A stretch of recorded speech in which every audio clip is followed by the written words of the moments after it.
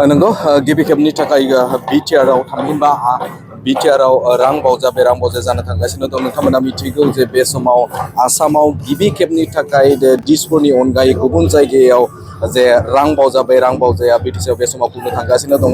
बे समाव दोलै नोगोरै एमएलए बिथांमोनखौ बरायनाय हाबाफारि सोलिदों, मन्त्रि बिथांमोनखौ बरायनाय हाबाफारिया सोलिदों आरो बे समाव आसामनि गिबि मन्त्रि डक्टर हिमन्त बिश्व शर्मा बे हिमन्त बिश्व शर्माया जे बे समाव फैनायखौ नुनो मोनदों। बेवहाय दोलै नोगोरै बे समाव बरायनाय हाबाफारि बे हाबाफारिया सोलिदों आरो मख'नांगोन जे बे समाव गोबां बिबांनि गुबुन गुबुन हारि माहारिफोरनि जे मोसाखावरि बिथांमोना बे समाव आसामनि गिबि मन्त्रि डक्टर हिमन्त बिश्व शर्माखौ बे समाव बरायदों। थारैनो मख'नांगोन जे आसामनि आरो जारिमिन बे जारिमिनाव बे समाव रायखांनांगोन जे बेनो गिबि जे दिसपुरनि अनगायै गुबुन जायगायाव बे समाव रां बावजा बे रां बावजाया खुंनाया आरो बेवहाय नुनो मोन्दों गोबां गुबुन जायगानिफ्राय पजिसननि दैदेनगिरिफोरा बे समाव बाहागो लानायखौ बे समाव नुनो मोन्दों।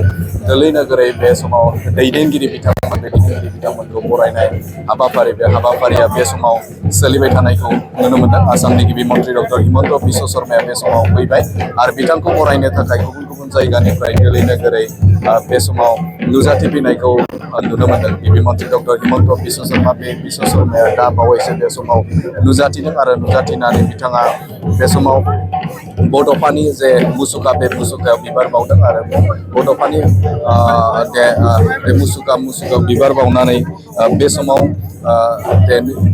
नैबे बिटिसिनि सेक्रेटारियेट बेहाय बिथाङा नुजाथिफैदों। थारैनो मख'नांगोन जे बे समाव नैबे आसामनि बायजोआव गिबि खेबनि थाखाय नैबे बिटिसिआव रां बावजा बे रां बावजाया जादों आरो जोबोदनो मोनसे जारिमिनारि सान होननानै जों बुंनांगोन। मानोना बे समाव बिथां गिबि मन्त्रि डक्टर हिमन्त बिश्व शर्माया फैदों।